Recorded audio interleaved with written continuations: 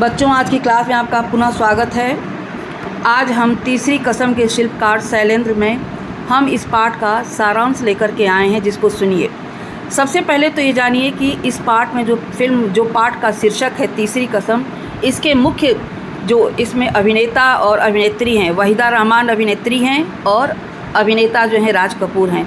तो राज कपूर कई सारे फिल्मों का निर्माण किए, उनकी फिल्में बहुत सफल भी हुई हैं, जैसे कि आपका संगम था, और उसके साथ साथ उन्होंने मेरा नाम जोकर, अजंता, मेरा दोस्त तथा सत्यम शिवम सुंदरम जैसी सारी फिल्में। लेकिन उन्हें ये नहीं पता चला था कि उन्हें मेरा नाम जोकर के एक भाग को बनाने में 6 साल लग जाएगा। उसी बीच में इनकी तीसरी कसम भी फिल्म प्रदर्शित हुई। तो इस फिल्म में इन्होंने क्या लिखा, सेल्यूलाइड पर लिखे, यानी कैमरे के रील पर लिखी इन्होंने तीसरी कसम में जो कविता थी उसको उन्होंने उसके रील पर तैयार करके उसको चित्र के रूप में सिनेमा के पर्दे पर दिखाया। सबसे बड़ी विशेषता ये थी, और ये इतनी सराही गई, लोगों द्वारा इतनी प्रशंसित हुई कि इसको बहुत सारे पुरस्कार भी मिले गए।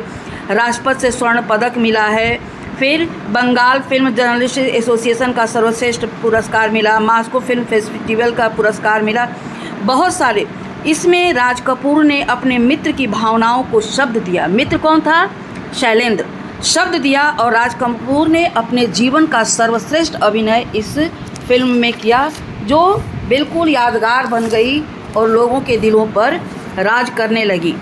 कहते हैं कि राज कपूर ने जब शैलेंद्र ने इस कहानी को सुनाया था, इस फिल्म की कहानी को सुनाया था, राज कपूर को बड़े उत्साहित हुए और उन्होंने कहा कि मैं इसमें काम करूंगा। लेकिन एक काम उन्होंने क्या किया, सबसे पहले उन्होंने कहा कि हमारा मेहनताना हमको एडवांस में दे दो। यह सुनते ही शैलेंद्र का मुंह उतर गया कि ये कैसा मित्र। लेकिन इन्होंने मजाकिया अंदाज में कहा कि 1 रुपया होता है मेरा मेहनताना पारिश्रमिक, और वो मुझे एडवांस में दे दो। लेकिन जब उन्होंने उनका मुंह उतरा देखा तो हंस के कहने लगे। फिर राज कपूर खुशी खुशी काम करने के लिए तैयार हो गए। शैलेंद्र की सबसे बड़ी विशेषता ये थी कि वो पैसे के लिए और यश के लिए कोई काम नहीं करते थे। फिल्म निर्माता बनने योग्य नहीं थे। राज कपूर ने उन्हें फिल्म की कठिनाई, राज कपूर तो फिल्म जगत से जुड़े ही थे, तो फिल्म की जो कठिनाई थी, इन सब बातों के, फिल्म के चलने, उनके लोकप्रियता, इन सारी कठिनाइयों को इन्होंने शैलेंद्र को बताया। शैलेंद्र को क्या था, न धन की लालसा थी, न यश की, न सम्मान। उन्हें तो बस इस फिल्म को बनाकर आत्मसंतुष्टि प्राप्त करना था। राज कपूर, वहीदा रहमान, शंकर जयकिशन आज प्रसिद्ध कलाकारों के होने के बाद भी इस फिल्म को खरीदने के लिए कोई वितरक नहीं मिला, कोई प्रचारक नहीं मिला, क्योंकि बहुत लोगों को ये फिल्म समझ में नहीं आती थी कि ये कविता पर आधारित फिल्म थी। जो लोग इसको समझते थे उसका सम्मान करते थे, लेकिन बहुत लोगों को ये चीज़ें समझ में नहीं आई थी। तो शैलेंद्र को बहुत शौक था। एक ऐसे व्यक्ति के रूप में जाना जाता है जो 20 साल तक फिल्म में गाना देने का काम किया, फिल्म इंडस्ट्री में रहे, गाना गाए, दिए, सब कुछ किए। शैलेंद्र जी की एक खासियत ये थी कि वो जनता पे या दर्शकों पे वो उथलेपन को थोपना नहीं चाहते थे। जयशंकर प्रसाद ने उनके गीत के एक लाइन पे अपना विरोध जताया था। उन्होंने आपत्ति की थी कि रातें 10 दिशाओं, तो उन्हें लगा कि जनता नहीं समझ पाएगी, उनको 10 दिशाएं बताना था। लेकिन जो शैलेंद्र जी थे वो ये नहीं चाहते थे, कहते थे कि जनता को परिवर्तित रूप, अच्छा रूप समझना चाहिए।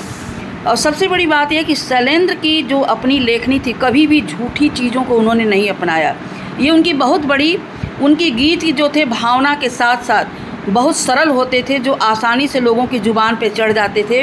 जैसे कि सुना है मेरा जूता है जापानी, ये पतलून इंग्लिस्तानी, बहुत लोकप्रिय हुआ।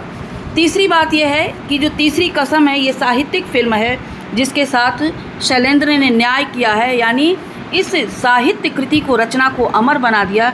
यहाँ पे राज कपूर जो हीरामन बने वो हीरामन ही है, कहीं से राज कपूर दिखाई नहीं देते, और न ही वहीदा रहमान दिखती, वो हीराबाई ही हैं। तो इस फिल्म की बहुत बड़ी खासियत है। और सबसे इम्पॉर्टेंट लाइन है कि राज कपूर के अभिनय की सबसे बड़ी विशेषता है कि एक से एक रोल, एक से एक किरदार उन्होंने निभाए, और सारा अभिनय जो है वो अपनी आँखों से करते थे। इसलिए उन्हें एशिया के शोमैन के रूप में जाना जाता। इस रचना की, इस पाठ की सबसे बड़ी विशेषता है ये कि एशिया के शोमैन के रूप में जाने जाते एकमात्र एक कलाकार थे राज कपूर जी। बच्चों, आज बस इतना ही। अब अगली क्लास में आपसे हम फिर मिलेंगे। ध्यान से समझेंगे तो सब समझ में आएगा। आज बस इतना ही।